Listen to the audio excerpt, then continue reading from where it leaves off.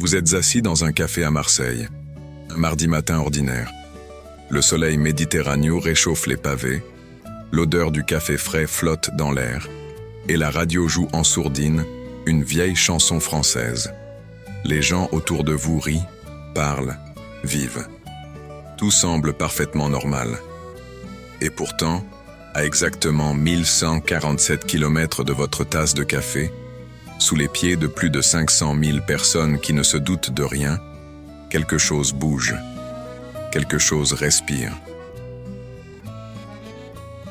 Quelque chose qui dort depuis des siècles vient de ouvrir les yeux. Ce n'est pas un film, ce n'est pas une série Netflix, c'est la réalité géologique de l'Europe en ce moment même, pendant que vous regardez cette vidéo. Les champs flégréens, un nom que la plupart des Français n'ont jamais entendu. Un nom que les scientifiques prononcent avec une prudence inhabituelle, presque comme si le dire trop fort pouvait réveiller ce qui dort dessous. Une caldeira volcanique colossale, cachée sous la banlieue de Naples, en Italie, et qui, selon les données les plus récentes, montre des signes d'activité que les géologues n'avaient pas vus depuis des décennies. Mais voici la question qui devrait vous garder éveillé cette nuit. Et si ce volcan explosait demain? Pas dans 100 ans, pas dans 1000 ans, demain. Que se passerait-il dans les premières minutes, dans les premières heures? Et vous, ici en France, à combien de temps seriez-vous en danger? Aujourd'hui, dans cette vidéo, nous allons faire quelque chose que peu de chaînes osent faire. Nous n'allons pas vous montrer des graphiques ennuyeux. Nous n'allons pas vous lire des rapports scientifiques soporifiques. Non, nous allons vous emmener là-bas, minute par minute, seconde par seconde.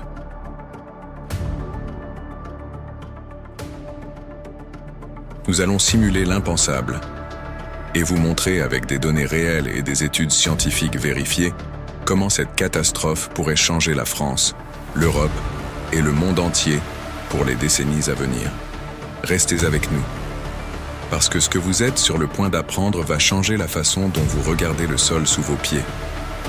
Mais avant de plonger dans l'horreur géologique de ce scénario, laissez-moi vous raconter quelque chose. Une petite histoire vraie, qui s'est passée il y a quelques années, dans un village qu'on appelle Pozzuoli, une ville côtière tranquille, située exactement au-dessus de ce monstre endormi. En 2023, les habitants de Pozzuoli ont commencé à remarquer quelque chose d'étrange.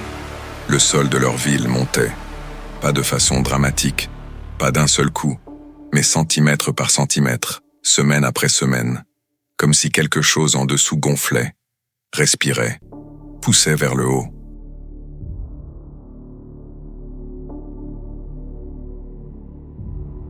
Les rues se craquelaient, certaines maisons montraient des fissures nouvelles dans leurs murs, et les tremblements de terre, petits, constants, nerveux, ne s'arrêtaient plus. Les autorités ont dit aux habitants de ne pas paniquer. Les scientifiques ont dit que la situation était sous contrôle.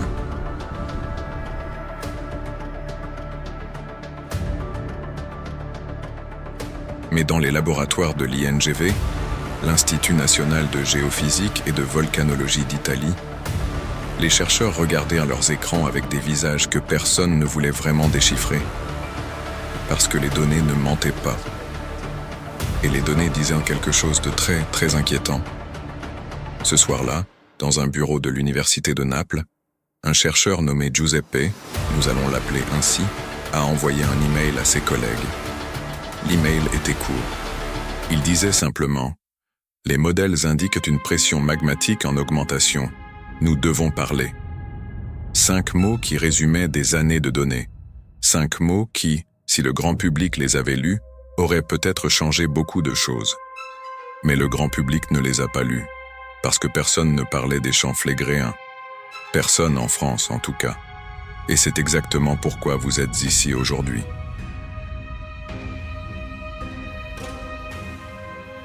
Parce que cette histoire, votre histoire, l'histoire de l'Europe, mérite d'être racontée. Complètement, sans filtre, sans euphémisme, avec tout le poids scientifique et émotionnel qu'elle porte. Alors attachez votre ceinture, parce qu'on commence, maintenant. Pour comprendre pourquoi les champs flégréens sont si dangereux, bien plus dangereux que le Vésuve que vous connaissez peut-être de l'histoire de Pompéi, il faut d'abord comprendre ce qu'est une caldeira. Et pour ça, oublions les termes scientifiques compliqués pendant un moment. Pensez à une casserole d'eau qui bout. Quand l'eau chauffe, des bulles se forment en bas, montent et finissent par éclater à la surface. Maintenant imaginez cette même casserole. Mais au lieu d'eau, c'est de la roche en fusion à des températures de plus de 1000 degrés. Au lieu d'une petite casserole, c'est une chambre magmatique de plus de 12 km de diamètre.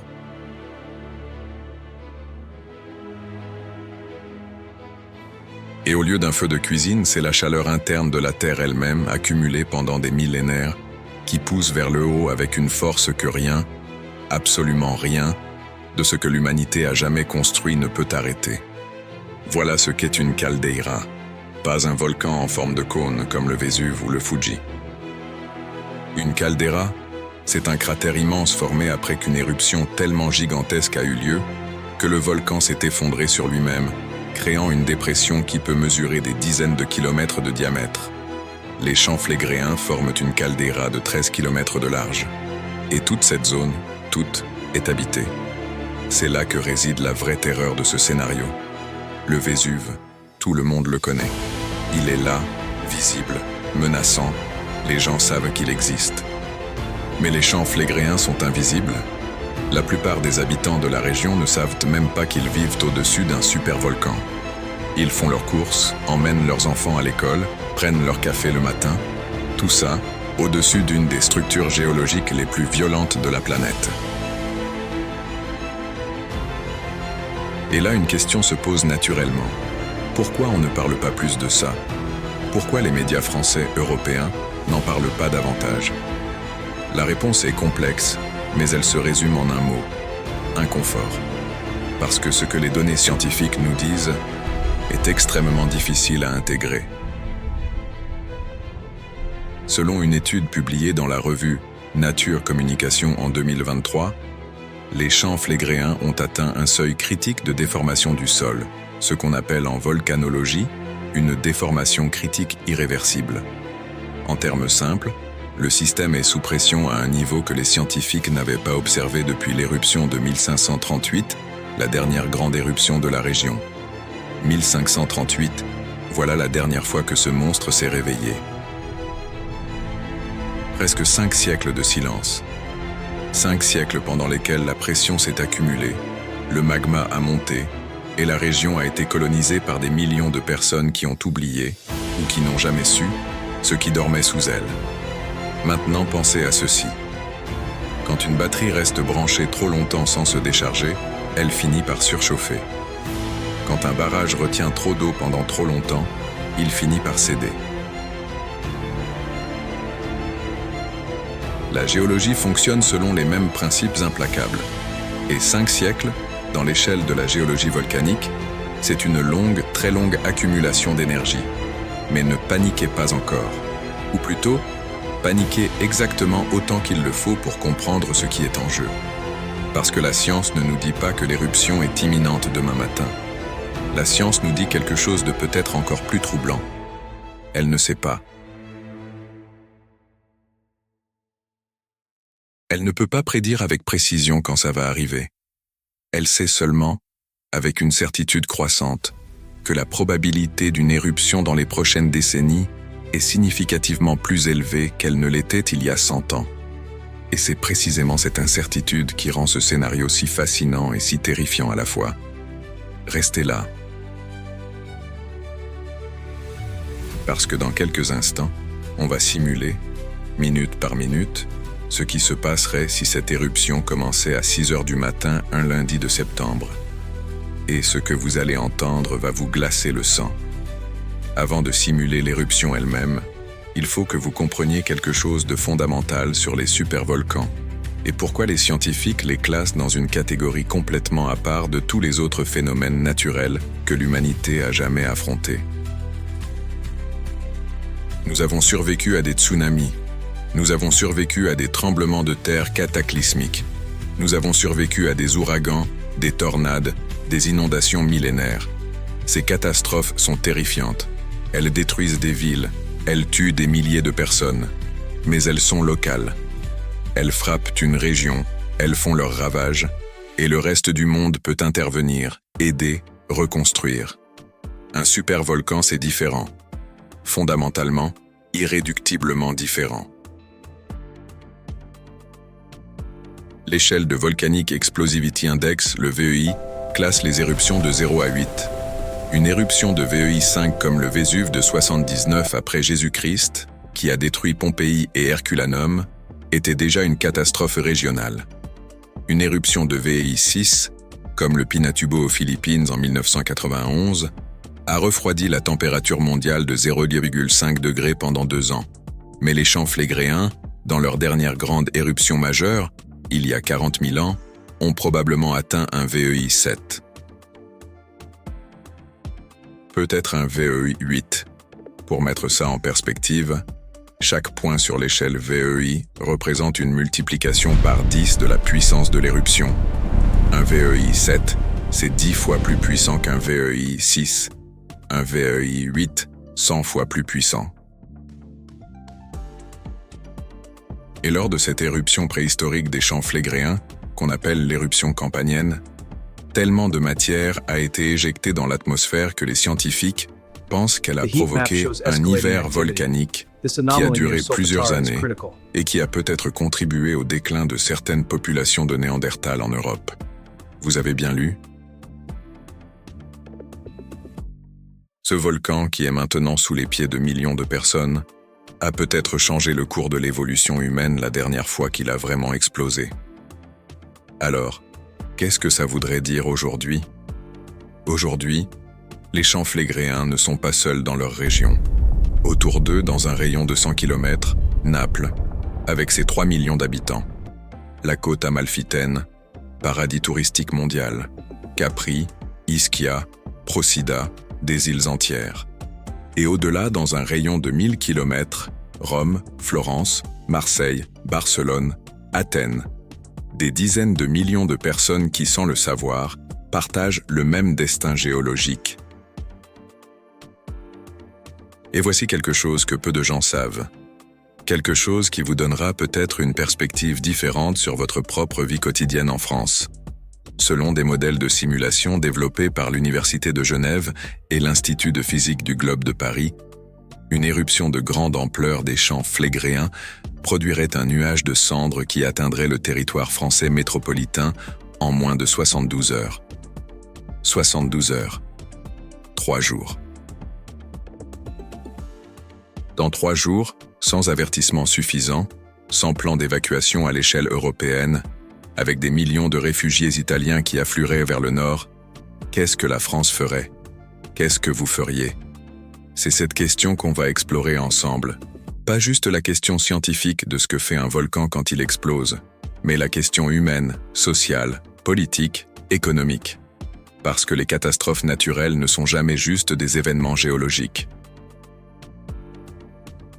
Elles révèlent qui nous sommes, comment nous réagissons, ce que nous sommes prêts à sacrifier, et pour qui. Et à ce stade, vous devriez déjà vous demander « Mais pourquoi est-ce que personne ne prépare l'Europe à ce scénario ?» Bonne question. Une excellente question. Et la réponse va vous surprendre, et peut-être vous mettre en colère. Parlons maintenant de quelque chose que les médias n'aiment pas aborder directement. Le plan d'évacuation. Ou plutôt l'absence d'un plan d'évacuation réellement opérationnel. L'Italie possède un plan officiel appelé « Piano di Emergenza » pour la zone des champs flégréens. Ce plan, mis à jour pour la dernière fois dans sa version actuelle en 2019, prévoit l'évacuation de la zone rouge, environ 500 000 personnes, dans un délai de 72 heures, en cas d'alerte volcanique de niveau maximal. Cela semble raisonnable sur le papier. Mais voici où la réalité devient terrifiante. Premièrement, 72 heures, c'est le délai prévu pour commencer l'évacuation, pas pour la compléter. Or, évacuer 500 000 personnes d'une région montagneuse, côtière, avec un réseau routier déjà saturé en temps normal, c'est une opération d'une complexité logistique que la plupart des experts considèrent comme impossible à réaliser dans ce délai en conditions réelles de panique. Deuxièmement, ce plan concerne uniquement la zone rouge immédiate. pas les 3 millions d'habitants de la métropole de Naples, pas les touristes, qui peuvent représenter des centaines de milliers de personnes supplémentaires en haute saison touristique, et absolument pas les millions de personnes dans les régions voisines qui subiraient les conséquences secondaires de l'éruption.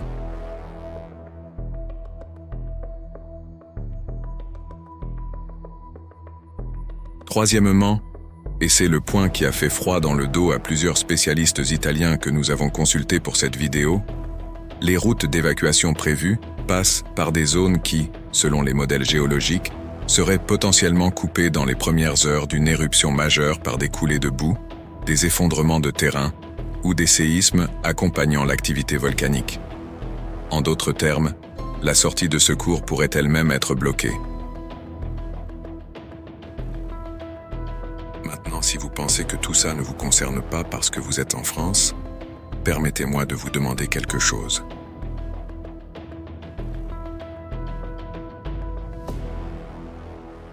Avez-vous déjà réfléchi à ce que la France ferait si du jour au lendemain, entre 500 000 et 3 millions de réfugiés italiens traversaient la frontière, sans préavis, sans plan d'accueil, avec des besoins immédiats en eau, nourriture, médicaments, abris? La France a accueilli avec difficulté et beaucoup de tensions sociales et politiques des centaines de milliers de réfugiés syriens et africains ces dernières années. Un afflux potentiellement 10 fois supérieur de personnes parlant une langue différente, traumatisées, sans ressources, ce serait un défi d'une magnitude que l'Europe n'a jamais affronté dans son histoire moderne. Et ce ne serait que le début. Parce que derrière les réfugiés humains, viendraient les conséquences économiques.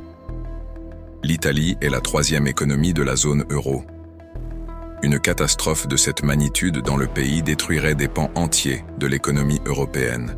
Les marchés financiers, déjà fragiles depuis les crises successives des dernières décennies, subiraient des turbulences sans précédent. Et la France, 2e économie de la zone euro, serait en première ligne pour absorber le choc. Est-ce qu'on exagère ? Est-ce qu'on joue sur la peur pour faire des vues? Non. Tout ce que nous vous disons dans cette vidéo est basé sur des études académiques publiées dans des revues scientifiques à comité de lecture. Nous allons citer nos sources. Nous allons vous montrer les données, parce que nous croyons que vous méritez la vérité, même quand elle est inconfortable. Et la vérité, c'est que personne ne sait exactement quand les champs flégréens vont se réveiller. Mais tout le monde sait que ce n'est qu'une question de temps. Voici le moment où je dois vous poser une question directe. Une question que je veux que vous gardiez en tête pendant toute la durée de cette vidéo. Si vous saviez, avec une certitude relative, pas absolue, mais relative, que dans les 5 à 20 prochaines années, une catastrophe capable de modifier le climat de l'Europe pendant une décennie allait se produire à moins de 1500 km de chez vous, qu'est-ce que vous feriez aujourd'hui? Pas demain. Aujourd'hui. C'est une question que certains experts commencent à se poser sérieusement. Pas dans des revues obscures, pas dans des forums complotistes sur Internet. Dans des institutions académiques respectées, dans des conférences scientifiques internationales, dans des rapports adressés directement aux gouvernements européens. Et la réponse qu'ils obtiennent des gouvernements est, pour le moment, largement insuffisante. Mais avant de vous laisser avec cette pensée, et avec toute la frustration et la curiosité qu'elle génère, j'espère, laissez-moi vous donner quelque chose de plus concret, quelque chose de viscéral, quelque chose qui va vous donner une idée précise de ce à quoi une éruption des champs flégréens ressemblerait vraiment, physiquement, pour quelqu'un qui se trouve dans la région au moment où ça commence. Imaginez-vous à Naples, pas en touriste paniqué. Imaginez-vous comme un habitant normal. Vous vous réveillez un lundi matin. Votre réveil sonne à 6 heures. Vous vous levez, vous faites du café, vous regardez peut-être votre téléphone, les nouvelles du matin, les messages de la veille. Rien d'inhabituel. Votre journée s'annonce ordinaire. À 6h03, vous sentez quelque chose. Pas un tremblement de terre violent. Rien d'aussi dramatique. Juste une légère vibration sous vos pieds. Comme un camion lourd qui passe dans la rue. Vous vous dites, encore un petit tremblement, c'est normal ici. Vous continuez à boire votre café. À 6h07, ça recommence. légèrement plus fort cette fois. Les tasses sur l'étagère tintent légèrement. Votre chat saute du canapé et cherche à se cacher sous le lit. Les animaux savent. Les animaux sentent toujours ce que nous, humains, ignorons ou refusons de sentir. À 6h14, l'alarme de votre téléphone sonne. Pas votre réveil. Une alerte d'urgence nationale. Le message est court. Trop court pour tout ce qu'il implique. Il dit simplement « Alerte sismique niveau 3, champ flégréen, évacuation recommandée pour les zones A et B. Restez calme. Suivez les instructions des autorités. » Et là, dans votre cuisine, avec votre café à moitié bu, votre chat caché sous le lit, et ce message sur votre écran, là commence vraiment l'histoire. Parce que dans les rues de Naples, à ce moment précis, des millions de personnes lisent le même message. Et chacune d'entre elles prend la même décision, en même temps, dans la même seconde de panique absolue. Partir. Et c'est dans ce moment-là, ce moment de décision collective, simultanée, non coordonnée, que commence le vrai désastre. Pas le désastre géologique, le désastre humain. Dans quelques instants, nous allons suivre cette journée minute par minute.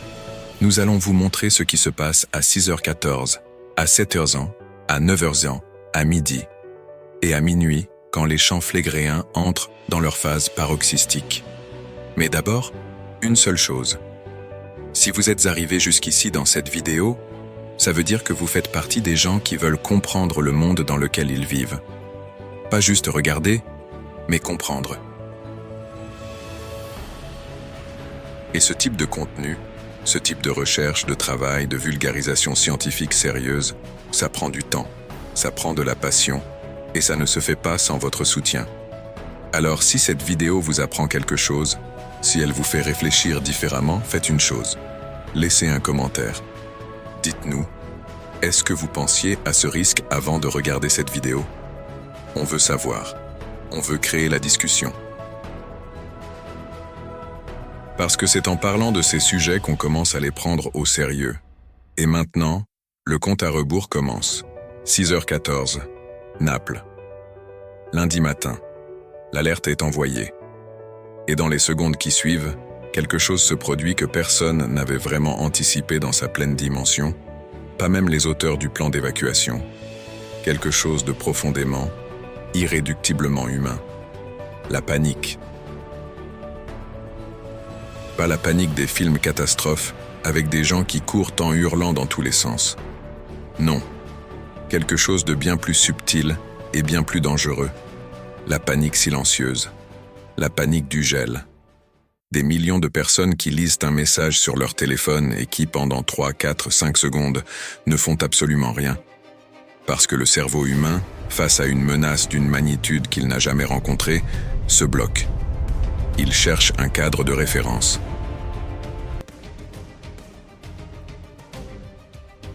Il cherche quelque chose dans sa mémoire, dans son expérience, qui lui dise comment réagir. Et il ne trouve rien. Parce que rien dans l'expérience humaine ordinaire ne prépare à ce moment. Puis, après ces quelques secondes de gel, l'action, simultanée, non coordonnée, chaotique. Dans le quartier de Bagnoli, directement au-dessus du bord occidental de la caldeira, un homme de 52 ans que nous appellerons Marco commence à appeler sa fille, qui vit de l'autre côté de la ville. La ligne est occupée. Il rappelle. Occupé. Il envoie un message. Pas de réponse. Il regarde par la fenêtre. Les voisins d'en face sortent de leur immeuble avec des sacs, des valises, un chien. La rue, qui était vide il y a 3 minutes, commence déjà à se remplir. Marco retourne dans sa chambre. Il attrape une valise. Il commence à l'ouvrir. Puis il s'arrête. Qu'est-ce qu'on emporte quand on ne sait pas si on va revenir? Ses papiers d'identité, l'ordinateur portable, la photo de sa mère, le médicament pour la tension artérielle. Il prend tout ça en moins de 2 minutes. Parce que son cerveau, qui n'avait jamais préparé ce moment, doit maintenant prendre des décisions qui auraient dû être prises il y a des années. À 6h17, une deuxième alerte arrive, plus urgente. Le niveau sismique vient de passer de 3 à 4. Le texte dit maintenant « Évacuation immédiate, zone A, B et C. Ne prenez que l'essentiel. Dirigez-vous vers les points de rassemblement officiels. Zone A, B et C. Ce sont maintenant 1 300 000 personnes à évacuer. En simultané, en moins de 72 heures, sur des routes qui, à 6h17 un lundi matin, sont déjà en train de se transformer en parking géant. Pendant ce temps, à 3 km sous la surface de Pozzuoli, quelque chose d'irréversible est en train de se passer. La chambre magmatique des champs flégréens, cette immense poche de roche en fusion de plus de 12 km de diamètre, a commencé ce que les géologues appellent une rupture de couverture. C'est le moment où la pression magmatique dépasse la résistance des roches qui la contiennent au-dessus. C'est le moment où le système bascule de sous-pression à en éruption. Et une fois que ce moment arrive, rien, aucune force humaine, aucune technologie existante ne peut l'inverser. À 6h19, les habitants de Pozzuoli qui n'ont pas encore quitté leur appartement sentent quelque chose de différent. Pas une vibration, un son grave, presque inaudible, qui vient du sol lui-même, un grondement, comme si la terre elle-même respirait profondément avant de crier. Les géologues appellent ce son le bruit sismique ambiant.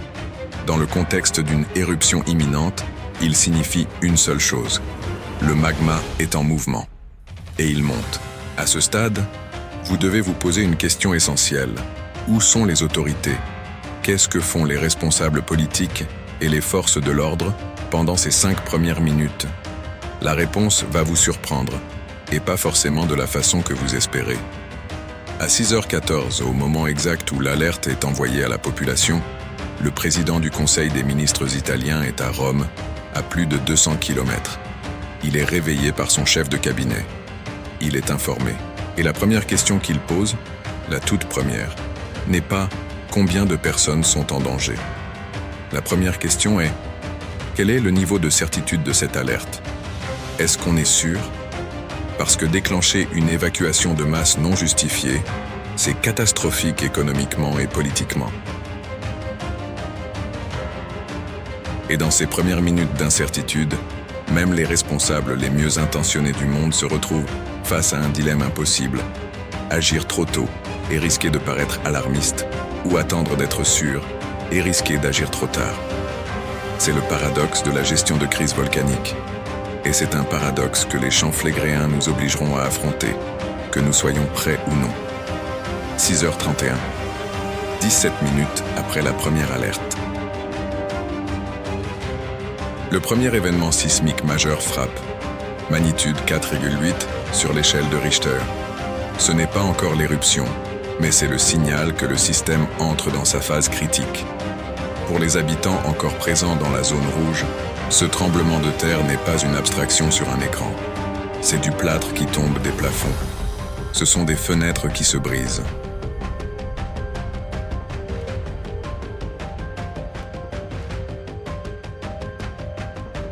Ce sont des objets qui tombent des étagères, des armoires qui s'ouvrent violemment, des enfants qui pleurent dans le noir parce que le courant vient de sauter. C'est le moment où beaucoup de ceux qui hésitaient encore à partir décident finalement de fuir. Et c'est aussi, tragiquement, le moment où les routes sont déjà trop saturées pour permettre une fuite rapide. Les modèles de simulation développés par des chercheurs de l'Université de Bath et de l'École polytechnique fédérale de Zurich estiment que dans les 90 minutes qui suivent une alerte de niveau 4, les réseaux routiers de la région métropolitaine de Naples atteignent une saturation de 100%. Zéro fluidité, zéro mouvement. Des centaines de milliers de voitures immobiles, leurs conducteurs piégés dans des embouteillages qui s'étendent sur des dizaines de kilomètres, pendant que sous leurs pieds, la terre tremble de plus en plus fort. C'est ce qu'on appelle en logistique d'urgence le paradoxe de l'évacuation spontanée. Quand tout le monde essaie de fuir en même temps, sans coordination, le résultat n'est pas que tout le monde fuit plus vite. Le résultat est que personne ne fuit. Le système se bloque sur lui-même. Et les gens qui auraient donc pu s'en sortir avec une évacuation organisée se retrouvent piégés précisément à cause du chaos de leur propre panique. À 6h45, les premiers hélicoptères de l'armée italienne décollent de la base militaire de Capodichino. Leur mission? Évacuer les hôpitaux et les établissements de soins où se trouvent des patients impossibles à transporter par route. Des prématurés dans leurs incubateurs, des patients sous respirateur, des personnes en post-opératoire.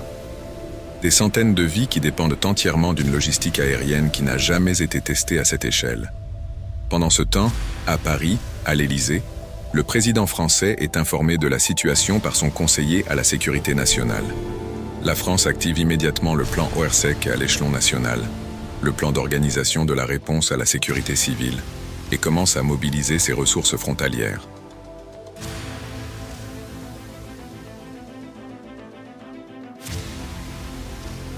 Le préfet des Alpes-Maritimes reçoit l'instruction de préparer les points de contrôle à la frontière de Menton et Vintimille pour gérer un afflux potentiellement massif de réfugiés. Potentiellement massif. Voilà les mots utilisés dans les communications officielles françaises à 6h45 du matin. Pas probable, pas certain, potentiellement massif. Parce qu'à ce stade, personne ne sait encore avec certitude si l'éruption va vraiment se produire. Quelle sera son amplitude? Combien de personnes vont fuir vers la France? Ce que tout le monde sait, en revanche, c'est que la France n'est pas préparée. Pas vraiment. Les plans d'accueil de réfugiés français, même dans leurs versions les plus optimistes, prévoient des capacités d'accueil d'urgence de quelques dizaines de milliers de personnes, pas de millions.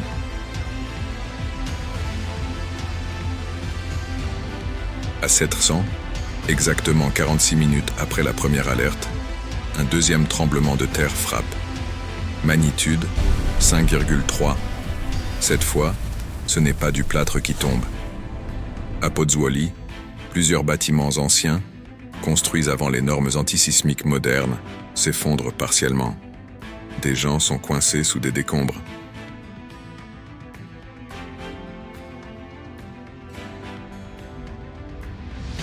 Les services de secours, déjà mobilisés pour l'évacuation générale, doivent maintenant gérer simultanément des opérations de sauvetage sous les décombres et la gestion d'une foule en fuite. Ressources insuffisantes, priorités impossibles, des choix que personne ne devrait jamais avoir à faire. Et quelque chose d'autre se produit à 7 ans. Quelque chose que les autorités n'avaient pas pleinement anticipé dans leur simulation. Les réseaux de communication s'effondrent. Les téléphones portables, submergés par des millions d'appels simultanés, saturent les réseaux. L'Internet mobile ralentit jusqu'à devenir inutilisable dans la zone rouge. Et soudainement, les gens perdent accès aux instructions officielles, aux mises à jour en temps réel, aux cartes d'évacuation numérique sur lesquelles ils comptaient. Ils se retrouvent seuls avec leur peur, leur instinct, et les informations partielles et souvent erronées qui circulent de bouche à oreille dans les embouteillages. Dans cet environnement d'informations dégradées, les rumeurs commencent à se propager à une vitesse terrifiante. Le Vésuve aussi va exploser. Les tunnels autoroutiers sont bloqués. Il y a une nouvelle route ouverte vers l'est. La mer monte. Aucune de ces informations n'est vérifiée. Certaines sont fausses. Mais dans un contexte de panique totale et d'absence d'informations officielles fiables, les rumeurs font autant de dégâts que la vérité. Dites-moi dans les commentaires, dans une situation comme celle-là, est-ce que vous pensez que vous garderiez votre calme? Je veux votre réponse honnête. 7h22. 1h08 après la première alerte. Les champs flégréens entrent dans ce que les vulcanologues appellent la phase pré-paroxysmale. C'est le moment où le système, après avoir accumulé une pression intolérable pendant des siècles, commence à libérer cette énergie de façon exponentielle. Pas encore l'explosion principale, mais les signes avant-coureurs qui, pour ceux qui savent les lire, indiquent clairement ce qui s'en vient.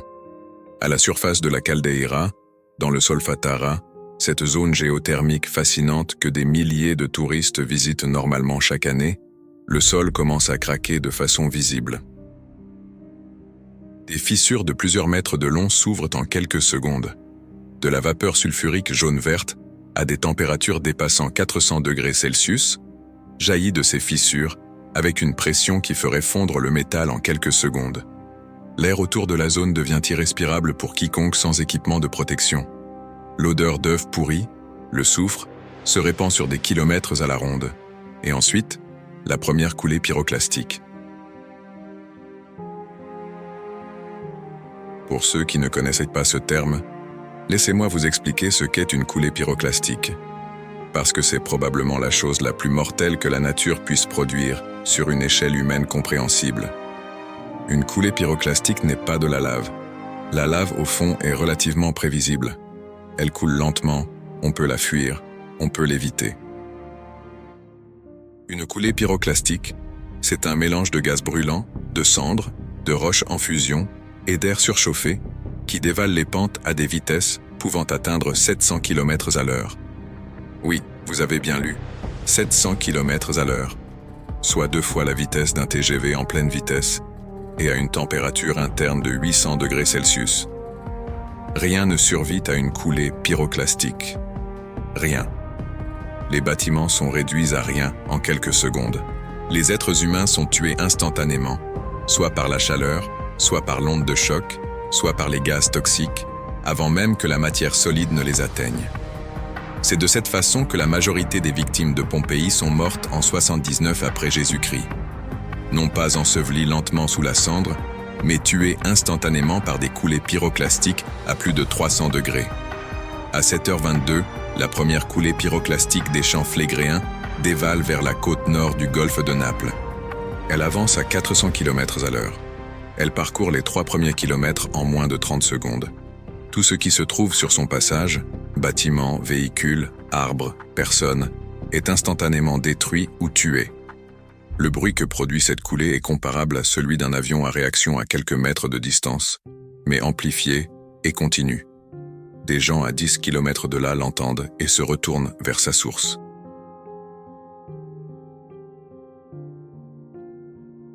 Et dans les embouteillages sur les routes d'évacuation, des milliers de personnes regardent une paroi de nuages gris-noir-orange avancer vers eux à une vitesse qu'ils n'ont jamais vue dans leur vie.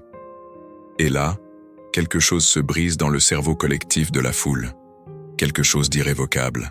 Parce qu'il y a des choses que le cerveau humain peut traiter. La peur d'un tremblement de terre, on peut la comprendre, on peut réagir. Mais la vision d'une coulée pyroclastique qui avance vers vous à 400 km à l'heure, c'est une chose pour laquelle l'évolution ne nous a pas préparés. C'est une chose trop grande, trop rapide, trop absolue pour que le cerveau puisse formuler une réponse adaptée. Et dans cet espace de non-compréhension, dans cette fraction de seconde entre la vision et la réaction, beaucoup de gens ne font simplement rien. Ils regardent. Ils filment avec leur téléphone. Parce que l'esprit refuse de croire que ce qu'il voit est réel. C'est le paradoxe terrible de la catastrophe à grande vitesse. Plus elle est rapide, moins les gens peuvent fuir. Non pas à cause du temps physique, mais à cause du temps neurologique de traitement de la terreur. 8 heures ans. Moins de 2 heures après la première alerte. La colonne éruptive des champs Flégréens atteint maintenant 15 km de hauteur. Pour mettre ça en contexte, la couche où volent les avions commerciaux, la tropopause, se situe entre 10 et 12 km d'altitude.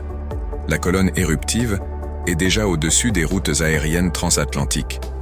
Des milliers de particules de roches pulvérisées, de gaz toxiques et de cendres ultra-fines sont propulsées directement dans la stratosphère, où les vents dominants vont les transporter sur des milliers de kilomètres.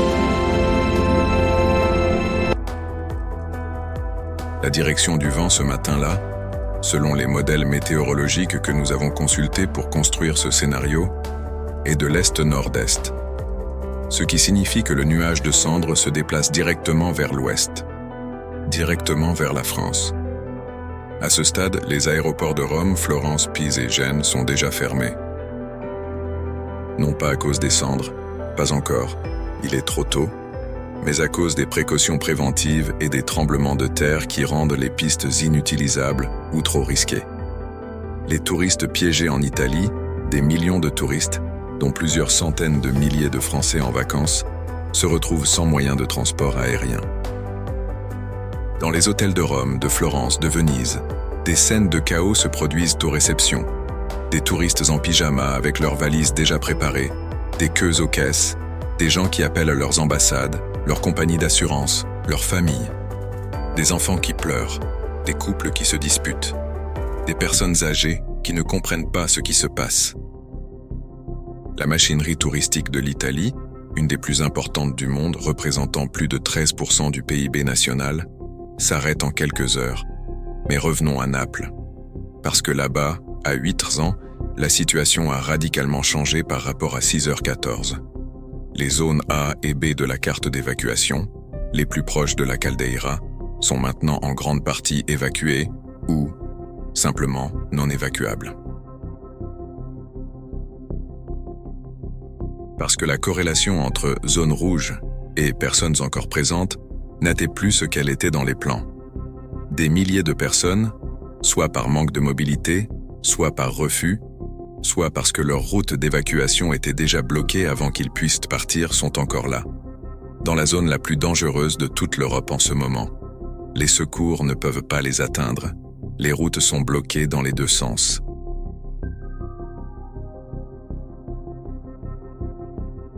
Les hélicoptères, déjà surchargés par les évacuations hospitalières, ne peuvent pas couvrir des quartiers entiers. Et la deuxième coulée pyroclastique, les scientifiques savent qu'elle arrive, ils voient la pression monter sur leurs instruments, est une question de minutes. À Paris, quelque chose de significatif se produit à 8h. Le gouvernement français tient une conférence de presse d'urgence. Le Premier ministre apparaît devant les caméras avec le ministre de l'Intérieur et le chef d'état-major des armées. Le message est calme, mesuré, délibérément, pour ne pas provoquer de panique en France.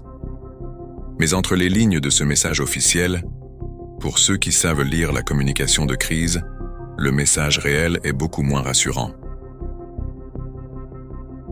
Le Premier ministre annonce l'ouverture de zones d'accueil humanitaire d'urgence dans les départements du Var, des Bouches-du-Rhône, des Alpes-Maritimes et de l'Isère. Il annonce la mobilisation de 15 000 militaires pour gérer la frontière et les afflux de réfugiés. Il annonce la mise en état d'alerte des hôpitaux du sud de la France pour accueillir des blessés en provenance d'Italie. Ce que le Premier ministre ne dit pas, ce qu'aucun responsable politique ne dira jamais lors d'une conférence de presse de crise, c'est que 15 000 militaires pour gérer potentiellement 3 millions de réfugiés, c'est un ratio de 1 soldat pour 200 personnes. Ce n'est pas de la gestion de crise, c'est de la gestion de l'impossible. Et quelque chose d'autre se produit en France à 8h. Quelque chose que le gouvernement ne peut pas contrôler, ne peut pas prévoir et ne peut certainement pas arrêter. Les gens commencent à se préparer. Dans les supermarchés de Marseille, de Nice, de Lyon, les rayons de conserve, d'eau en bouteille, de médicaments de base se vident en moins d'1 heure. Les stations-service font face à des queues de plusieurs heures.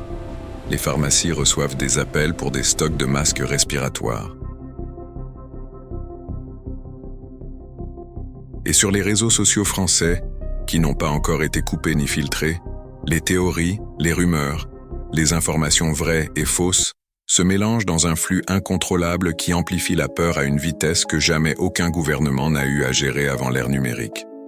9h47, 3h33 après la première alerte. Le paroxysme commence. Voici comment les géologues définissent le paroxysme d'une éruption volcanique majeure. C'est le moment où le système libère son maximum d'énergie accumulée. C'est la phase la plus violente, la plus destructrice, celle après laquelle tout change de façon irréversible. Et dans le cas des champs flégréens, selon les modèles basés sur leurs éruptions historiques, cette phase peut durer entre 6 heures et plusieurs jours. 6 heures. Plusieurs jours. De destruction continue à son niveau maximal. À 9h47, la caldeira elle-même commence à s'effondrer vers l'intérieur, un phénomène qu'on appelle le collapse caldérique. La surface du sol dans un rayon de plusieurs kilomètres autour du centre de la caldeira s'affaisse littéralement, s'effondre vers le bas, pendant que le magma jaillit de toutes les fissures disponibles.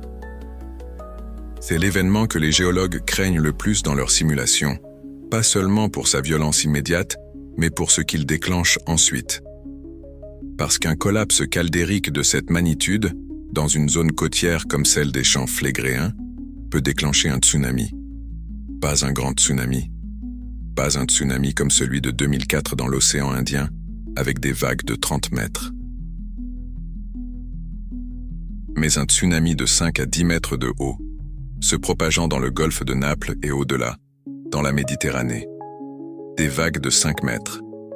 Pensez à un immeuble de 2 étages qui avancerait vers vous depuis la mer, à la vitesse d'un train régional.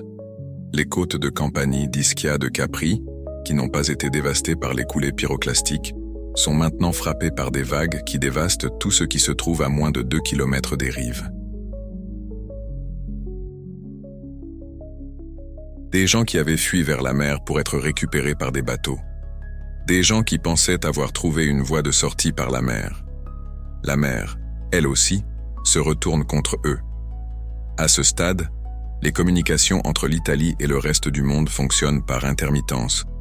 Les satellites de télécommunications, qui sont la seule infrastructure de communication encore partiellement opérationnelle, diffusent des images en direct depuis des drones militaires survolant la zone. Et ces images, diffusées en direct sur toutes les chaînes d'information du monde, font quelque chose que personne n'avait pleinement anticipé. Elles transforment la catastrophe en spectacle mondial. Des centaines de millions de personnes dans le monde entier regardent en direct la destruction de l'une des régions les plus densément peuplées d'Europe. Et cette visibilité mondiale, qui devrait, théoriquement, mobiliser une aide internationale massive, produit aussi un effet secondaire pervers. Elle paralyse, elle stupéfie, elle transforme des spectateurs potentiellement actifs en témoins passifs d'une tragédie trop grande pour être traitée émotionnellement en temps réel. Les gouvernements du monde entier reçoivent des appels de leurs citoyens qui ont de la famille en Italie. Les ambassades sont débordées. Les lignes téléphoniques des services d'urgence consulaires saturent. Et dans les millions de foyers français qui regardent les images en direct, une question commence à émerger, de plus en plus forte, de plus en plus pressante. Et nous, on fait quoi? C'est la question que nous voulons que vous vous posiez sérieusement. Pas juste en regardant cette vidéo, mais après, dans votre vie quotidienne. Parce que les catastrophes naturelles de cette magnitude ne sont pas des événements qui arrivent aux autres. Elles sont des événements qui arrivent à des gens exactement comme vous, des gens qui vivaient leur vie normale, qui buvaient leur café du matin, qui emmenaient leurs enfants à l'école, jusqu'au moment où l'alerte est arrivée sur leur téléphone. La préparation individuelle et collective aux catastrophes naturelles majeures est l'un des sujets les plus négligés de notre société moderne. On construit des hôpitaux, on construit des armées, on construit des systèmes de retraite et de protection sociale, mais on ne prépare pas les citoyens à survivre à l'impensable. Et les champs flégréens nous rappellent, avec toute la brutalité de la géologie, que l'impensable n'est jamais vraiment impensable. Il est seulement imprévu. Alors laissez un commentaire maintenant. Dites-nous, est-ce que vous avez un plan d'urgence familial pour une catastrophe naturelle majeure? Oui ou non? On veut créer cette conversation, parce que cette conversation, elle peut sauver des vies. Et maintenant, le moment dont vous attendiez. Le vrai impact sur la France. Les conséquences à long terme. Ce qui va changer pour vous, pour votre famille, pour votre pays, dans les semaines, les mois et les années qui suivent l'éruption. C'est dans la prochaine partie de cette vidéo. Et ça va vous surprendre. 3 semaines après l'éruption. Le bruit a cessé. La colonne éruptive, après avoir atteint son pic à plus de 20 km de hauteur au cours des premières 48 heures, s'est progressivement réduite. Les champs flégréens ne rugissent plus. Ils soufflent encore, des fumerolles, des gaz, une activité résiduelle qui durera des années. Mais la phase paroxystique est terminée. Et c'est là où commence la deuxième catastrophe, celle dont on parle beaucoup moins.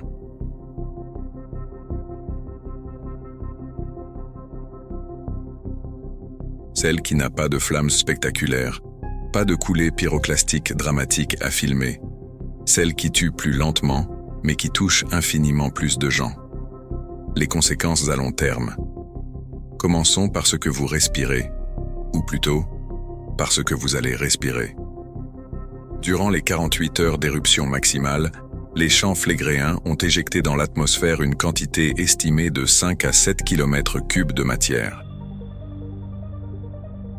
Pour vous donner un point de comparaison, l'éruption du Pinatubo en 1991, qui avait refroidi la planète entière de 0,5 degrés pendant 2 ans, avait éjecté environ 10 km3 de matière. Notre scénario est donc d'une magnitude légèrement inférieure au Pinatubo, ce qui ne le rend pas moins catastrophique pour l'Europe, simplement parce que la proximité géographique change tout.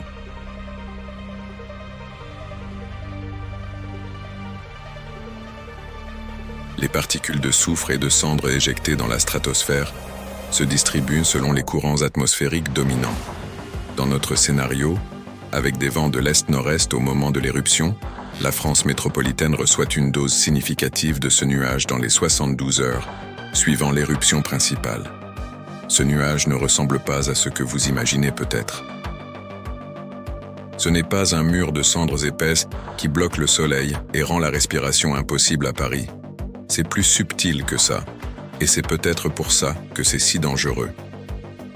Sur les 3 premières semaines, les habitants du sud de la France reçoivent une fine pluie de particules microscopiques, des particules si petites qu'elles sont invisibles à l'œil nu individuellement, mais qui en suspension dans l'air créent une légère brume grisâtre. Ces particules, qu'on appelle des PM2,5 en terminologie de qualité de l'air, des particules de moins de 2,5 micromètres de diamètre, sont les plus dangereuses pour la santé humaine. Elles pénètrent directement dans les alvéoles pulmonaires. Elles passent dans le sang. Elles affectent le cœur, les poumons, le cerveau. Pour les personnes en bonne santé, cela se traduit par une irritation des voies respiratoires, des maux de tête, une fatigue inhabituelle. Pour les personnes vulnérables, les personnes âgées, les enfants, les personnes avec des maladies respiratoires ou cardiovasculaires, cela peut être fatal. Les épidémiologistes qui ont modélisé les conséquences sanitaires d'une éruption des champs flégréens estiment que dans les 6 mois suivant l'éruption, la surmortalité liée à la pollution atmosphérique en France pourrait représenter entre 15 000 et 40 000 décès supplémentaires par rapport à la normale. Des morts silencieuses. Des gens qui meurent de complications respiratoires, de crises cardiaques déclenchées par la pollution, des morts que les médecins et les statisticiens pourront relier à l'éruption, mais que le grand public ne verra jamais sur les images dramatiques des journaux télévisés. Ce sont les victimes invisibles d'une catastrophe que tout le monde regarde, mais que personne ne voit vraiment entièrement. Et pendant ce temps, le ciel au-dessus de la France change. Progressivement, imperceptiblement, mais réellement. La quantité de dioxyde de soufre injectée dans la stratosphère réagit avec la vapeur d'eau pour former des gouttelettes d'acide sulfurique. Ces gouttelettes créent un voile dans la haute atmosphère qui réfléchit une partie de la lumière solaire avant qu'elle n'atteigne la surface de la Terre. Le résultat, une réduction de l'ensoleillement de 5 à 10% sur l'ensemble de l'Europe occidentale. Pendant combien de temps ? Les modèles climatiques suggèrent entre 18 mois et 3 ans. 18 mois à 3 ans d'un soleil légèrement moins présent, d'hiver légèrement plus froid, d'été légèrement moins chaud, de récoltes légèrement moins abondantes. Légèrement. Ce mot qui semble anodin. Ce mot qui, multiplié par des millions d'hectares de terres agricoles, par des millions de foyers moins bien chauffés, par des millions de personnes dont le moral et la santé mentale dépendent de la lumière solaire, ce mot léger devient très, très lourd. Parlons maintenant de ce qui va toucher chaque Français dans sa vie quotidienne, d'une façon très concrète, très mesurable, très directe. Parlons d'argent. L'économie. L'Italie est la 3e puissance économique de la zone euro. Son PIB représente environ 1 900 milliards d'euros. Une catastrophe volcanique de cette amplitude, qui détruit physiquement une métropole de 3 millions d'habitants, paralyse les principales artères de transport du pays, effondre le tourisme, détruit des infrastructures industrielles et agricoles dans plusieurs régions, ne réduit pas le PIB italien d'un petit pourcentage. Elle l'effondre. Les économistes qui ont modélisé ce scénario, notamment des équipes de la Banque centrale européenne et du Fonds monétaire international, qui ont des plans de contingence pour exactement ce type d'événement même s'ils n'en parlent jamais publiquement, estiment qu'une éruption catastrophique des champs flégréens pourrait réduire le PIB italien de 15 à 25% dans la première année. Pour vous donner une idée de ce que ça représente, c'est plus que la chute enregistrée pendant la crise financière mondiale de 2008. C'est plus que les pires années de la pandémie de Covid-19. Et l'Italie, rappelons-le, représente environ 15% du PIB total de la zone euro. Donc, quand l'Italie s'effondre, la zone euro tremble. Quand la zone euro tremble, la France ressent les secousses directement. Voici comment ça se traduit concrètement pour un ménage français moyen. Premier impact, les prix de l'énergie. L'Italie est un hub de transit gazier majeur pour l'Europe du Sud. Les pipelines qui traversent le pays, notamment le gazoduc Transmed, qui relie l'Algérie à l'Europe via la Tunisie et la Sicile, et le gazoduc Green Stream qui relie la Libye à l'Italie, sont perturbés ou complètement interrompus par les dommages aux infrastructures et le chaos logistique. Résultat, une pression supplémentaire sur le marché européen de l'énergie déjà tendu. Les factures de gaz et d'électricité des ménages français augmentent de 20 à 35% dans les 6 mois suivant l'éruption. Deuxième impact, les prix alimentaires. La réduction de l'ensoleillement de 5 à 10% sur 3 ans affecte directement les rendements agricoles en France et dans toute l'Europe méditerranéenne.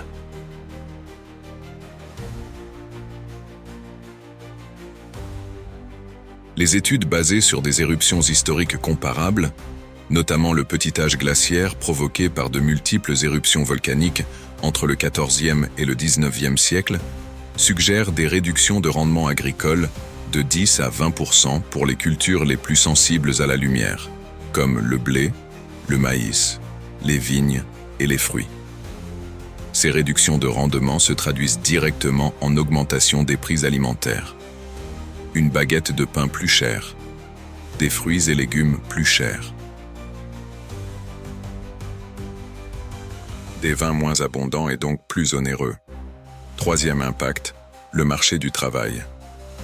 La France reçoit potentiellement entre 500 000 et 3 millions de réfugiés italiens dans les mois suivant l'éruption. Ces personnes ont besoin de logements, de travail, de services publics. Le marché du logement dans les villes du sud de la France, déjà sous pression avant l'éruption, entre en surchauffe complète. Les loyers augmentent. Les tensions sociales entre populations locales et réfugiés s'intensifient. Les services sociaux et éducatifs sont submergés. Ce n'est pas une projection catastrophiste. Ce sont des dynamiques que la France a déjà partiellement observées lors des crises migratoires précédentes, amplifiées par un facteur de 10 à 100. Et quatrième impact, et peut-être le plus insidieux, la confiance. La confiance des marchés financiers dans la stabilité de la zone euro. La confiance des citoyens dans la capacité de leur gouvernement à les protéger. La confiance collective dans l'idée que la modernité, la technologie, l'organisation sociale européenne sont suffisantes pour faire face à ce que la nature peut produire. Cette confiance, qui est le vrai ciment de nos sociétés modernes, bien plus que les lois ou les institutions, cette confiance prend un coup dont elle ne se remettra pas facilement. Et les conséquences politiques de cette perte de confiance, les montées des extrémismes, les remises en question des institutions européennes, les nationalismes qui se renforcent face à la catastrophe, sont peut-être les conséquences les plus durables et les plus dangereuses de toutes. Maintenant, parlons de quelque chose qui va probablement vous surprendre. Quelque chose que peu de vidéos sur les catastrophes naturelles mentionnent jamais, parce que c'est inconfortable, parce que ça force une réflexion qui dépasse le spectacle immédiat de la catastrophe. Parlons de ce que la science nous dit sur la résilience humaine. Parce que voici la vérité que l'histoire nous enseigne, encore et encore, chaque fois que les humains ont été confrontés à des catastrophes de cette magnitude. Nous sommes extraordinairement capables de survivre, pas facilement. Pas sans souffrir, pas sans perdre des choses irremplaçables. Mais nous survivons. Et souvent, étrangement, nous émergeons de nos pires catastrophes avec quelque chose de nouveau. Quelque chose que nous n'aurions jamais développé sans la catastrophe. Prenons un exemple historique que les Français connaissent bien, même s'ils ne le relient pas toujours au volcan. En 1783, en Islande, le volcan Laki a connu une éruption qui a duré 8 mois.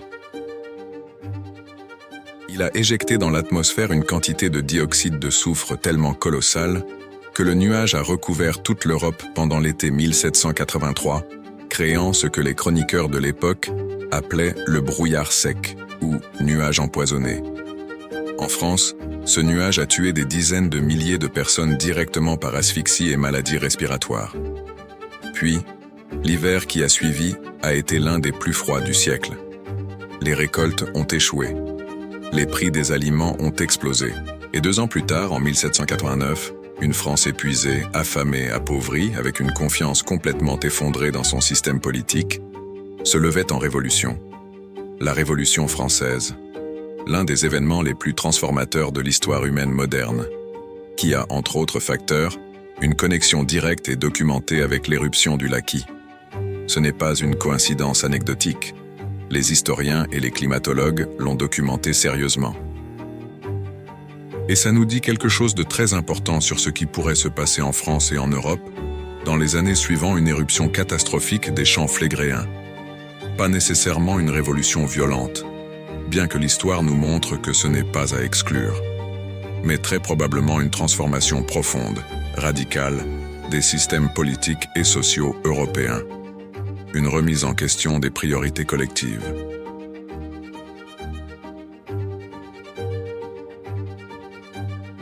Une redéfinition de ce que les citoyens attendent de leur gouvernement et de leurs institutions. Dans un sens, et je dis bien dans un sens, pas de façon globale, ce type de catastrophe peut être un accélérateur de changement qui aurait mis des générations à se produire autrement. La crise climatique, qui fait l'objet de débats politiques sans fin depuis des décennies, pourrait soudainement devenir une priorité absolue quand les gens ont vécu, pas dans les journaux, pas à la télévision, mais dans leur chair et dans leur vie quotidienne, ce qu'un dérèglement climatique, même partiel, peut produire comme conséquence concrète. La question de la préparation aux catastrophes naturelles, qui était jusqu'alors réservée aux experts en sécurité civile et à quelques passionnés de survivalisme, pourrait devenir un sujet central du débat politique et de l'éducation nationale. Et quelque chose d'autre pourrait changer, quelque chose de plus difficile à mesurer mais peut-être encore plus important. La façon dont nous, Européens, nous nous percevons. Nous avons tendance à nous considérer comme étant à l'abri des grandes catastrophes naturelles. L'Europe est stable géologiquement. Du moins, c'est ce que nos intuitions nous disent, même si la géologie réelle est plus nuancée. Nous sommes riches, organisés, technologiquement avancés. Nous avons des systèmes de protection sociale, des hôpitaux, des plans d'urgence. Mais face à un supervolcan, tout ça ne suffit pas. Et comprendre ça, vraiment l'intégrer, pas juste le lire dans une vidéo YouTube, pourrait changer fondamentalement notre rapport à la nature, à la fragilité, à la solidarité. Est-ce que c'est une bonne chose que de prendre conscience de notre fragilité? Dites-le nous dans les commentaires. Pensez-vous que les catastrophes naturelles rendent les sociétés humaines plus solidaires ou plus divisées? On veut votre avis. Revenons maintenant à une question très pratique, très concrète, que beaucoup d'entre vous se posent probablement depuis le début de cette vidéo. Peut-on prédire l'éruption à l'avance? Et si oui, combien de temps à l'avance? C'est la question fondamentale de la vulcanologie moderne. Et la réponse, comme souvent en science, est nuancée d'une façon qui n'est pas satisfaisante pour le grand public, mais qui est fondamentalement honnête.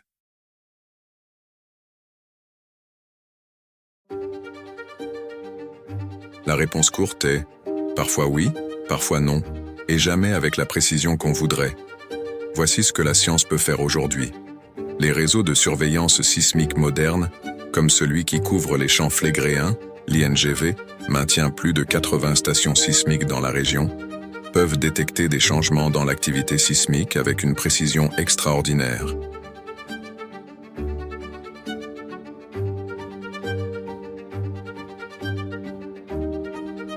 Des tremblements de terre de magnitude inférieure à 1, complètement imperceptibles pour les humains, sont enregistrés et analysés en temps réel.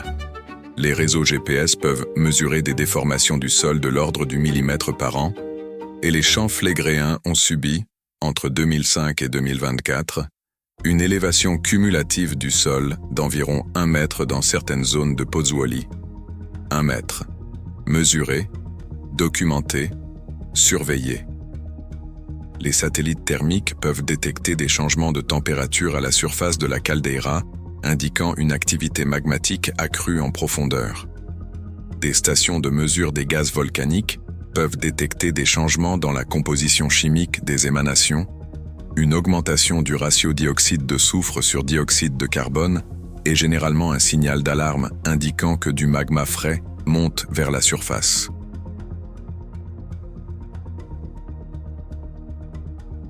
Tout ça ensemble crée ce que les vulcanologues appellent un système de surveillance multicritère. Et ce système, pour les champs flégréens, est l'un des plus sophistiqués au monde. Des équipes de scientifiques surveillent ces données 24 heures sur 24, 7 jours sur 7, depuis des décennies. Alors pourquoi est-ce qu'on ne peut pas prédire l'éruption avec précision? Pour 2 raisons fondamentales.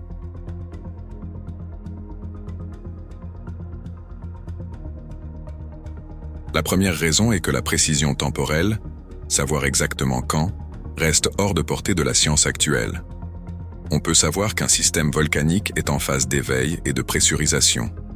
On peut identifier des signaux d'alarme qui précèdent généralement une éruption. Mais généralement ne veut pas dire toujours.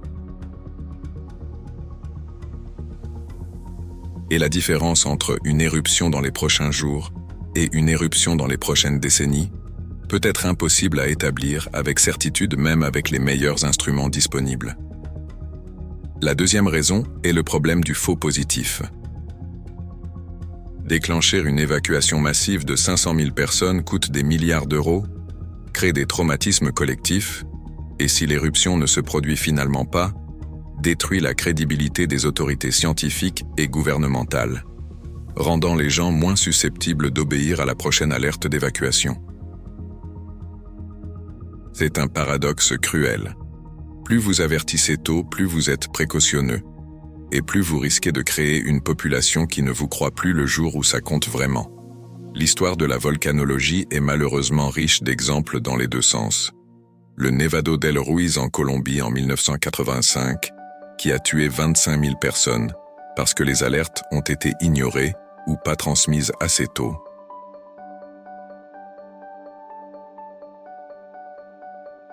Et la Falsa Alerta de la Soufrière en Guadeloupe en 1976, où l'évacuation de 70 000 personnes pendant plusieurs mois s'est avérée injustifiée, créant une défiance durable envers les autorités scientifiques.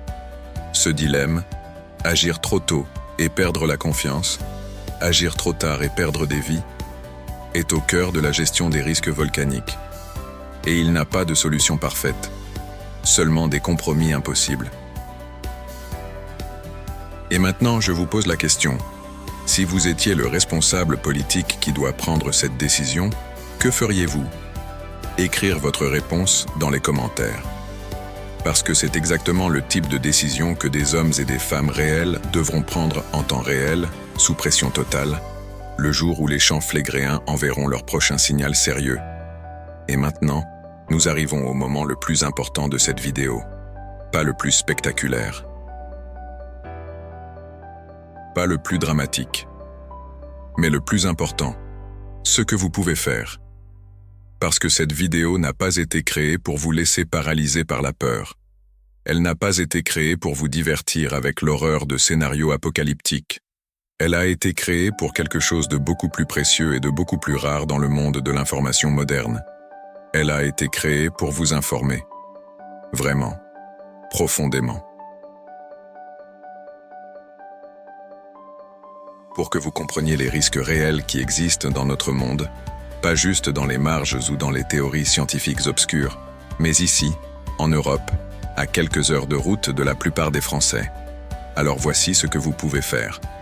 Concrètement, aujourd'hui, premièrement, informez-vous sur les champs flégréens mais aussi sur les risques naturels qui concernent votre région spécifique.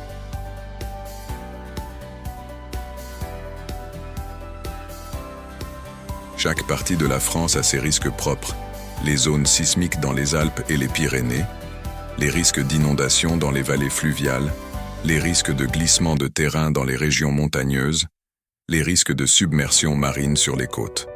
Le site gouvernemental Géorisque vous permet de vérifier tous les risques naturels pour n'importe quelle adresse en France. C'est gratuit. C'est facile.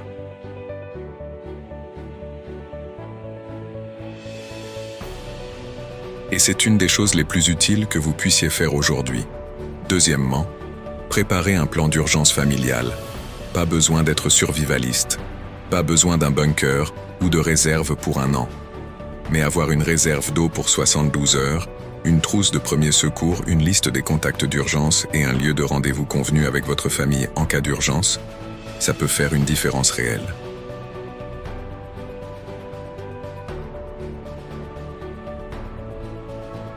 La sécurité civile française recommande exactement ça dans son kit d'urgence 72 heures, disponible en ligne. Troisièmement, parlez-en, à votre famille, à vos amis, à vos voisins. Pas pour provoquer de la peur, mais parce que la conscience collective des risques naturels est un des facteurs les plus importants dans la capacité d'une société à y faire face efficacement. Les communautés qui ont préalablement discuté des plans d'urgence, qui savent où aller, qui savent qui a besoin d'aide dans leur entourage, ces communautés sauvent davantage de vies que les communautés qui n'en ont jamais parlé. Quatrièmement, suivez les institutions scientifiques. L'INGV en Italie, le BRGM en France, le MSC pour l'Europe. Ces institutions publient des données en temps réel sur l'activité sismique et volcanique. Avoir ces sources dans vos favoris, les suivre sur les réseaux sociaux, c'est avoir accès à l'information la plus fiable et la plus rapide possible en cas d'événement. Et cinquièmement, restez curieux. Continuez à vous informer sur ces sujets, parce que les catastrophes naturelles ne sont pas des événements rares et exotiques qui n'arrivent qu'aux autres.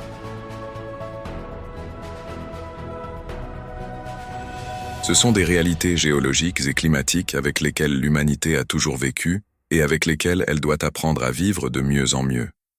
Aujourd'hui, les champs flégréens ne sont pas en éruption. Leur niveau d'alerte est à jaune, le 2e sur 4. L'INGV surveille. Les scientifiques travaillent, et la plupart des 500 000 habitants de la zone rouge dorment, vivent, travaillent, sans penser à ce qui est sous leurs pieds. Peut-être que ça ne se produira pas de notre vivant. Peut-être que le système se stabilisera. La géologie est imprévisible dans ses détails, même si elle est implacable dans ses tendances. Mais la vraie question n'est pas « quand est-ce que les champs flégréens vont exploser ?» La vraie question est « qu'est-ce que nous faisons de la connaissance que nous avons maintenant ?» Parce que la connaissance sans action, c'est du confort intellectuel. Et le confort intellectuel ne sauve pas de vie. Vous venez de passer plus de 30 minutes avec nous. Vous avez traversé le scénario de l'impensable. Vous avez compris des choses que la plupart de vos concitoyens ne savent pas encore. Et maintenant, qu'est-ce que vous en faites? C'est à vous de répondre, dans les commentaires, dans votre vie, et peut-être, juste peut-être, dans les décisions que vous prenez pour être un peu mieux préparé au monde tel qu'il est vraiment.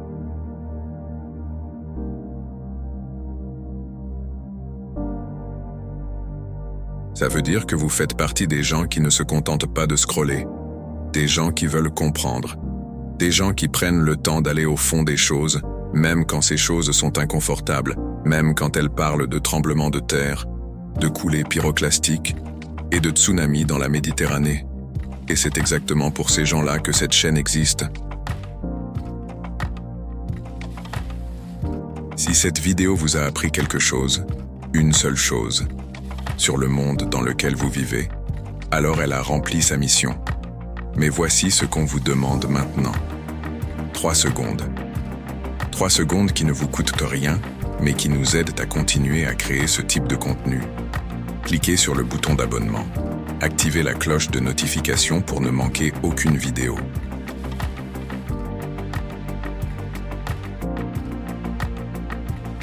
Et laissez un commentaire en dessous avec une seule chose. Le chiffre qui vous a le plus surpris dans cette vidéo. Était-ce les 700 km à l'heure des coulées pyroclastiques? Les 40 000 morts silencieux en France? Le lien entre le Laki et la Révolution française? Dites-nous.